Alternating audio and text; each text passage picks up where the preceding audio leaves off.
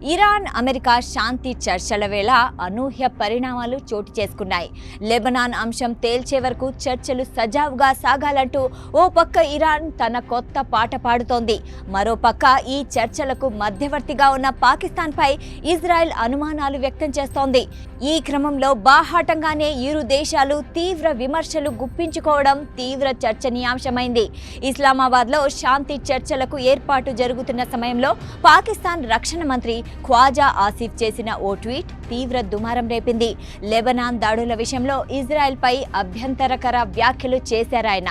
Israel అనే దేశం cancer లాంటిదని, ప్రపంచానికి పట్టిన శాపమన్న రీతిలో వ్యాఖ్యానించారు. ఇస్లామాబాద్లో శాంతి చర్చలు జరుగుతున్నప్పటికీ అటు లెబనాన్లో అమాయకుల్ని ఇజ్రాయెల్ చంపుతోంది. గాజా, ఇరాన్ తర్వాత లెబనాన్లో రక్తపాతం కొనసాగుతోంది.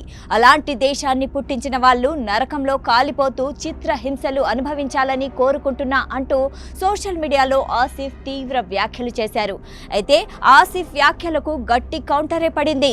ఇజ్రాయెల్ ప్రధానమంత్రి బెంజమిన్ నెతన్యాహు కార్యాలయం స్పందిస్తూ ఇజ్రాయెల్ నాశనం కోరుకుంటున్న పాక్ మంత్రి వ్యాఖ్యలు అసహ్యకరంగా ఉన్నాయని అన్నారు.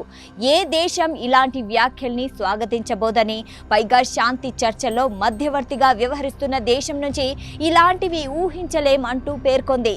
ఇజ్రాయెల్ విదేశాంగ మంత్రి గిడియోన్ సర్ కూడా పాక్ నాయకత్వాన్ని తీవ్రంగా తప్పుబట్టారు. ఇజ్రాయెల్ను క్యాన్సర్ జబ్బుతో పోల్చడం అంటే ఒక దేశ నాశనాన్ని కోరుకోవడమేనని, ఇలాంటి వ్యాఖ్యలు ఏ మాత్రం మంచివి కావని అన్నారు. ఇజ్రాయెల్, పాకిస్తాన్ మధ్య ఏనాడు అధికారిక సంబంధాలు లేవు. అయితే ఇరాన్ అమెరికా యుద్ధంలో చైనాతో పాటు పాక్ మధ్యవర్తిత్వం వహించడం ప్రపంచాన్ని ఆశ్చర్యపరిచింది. కానీ ఈ వ్యవహారంలో పాక్ పాత్ర ఏమీ ఉండకపోవచ్చని, అసలు ఆ దేశాన్ని నమ్మడానికే వీల్లేదని ఇజ్రాయెల్ అంటోంది.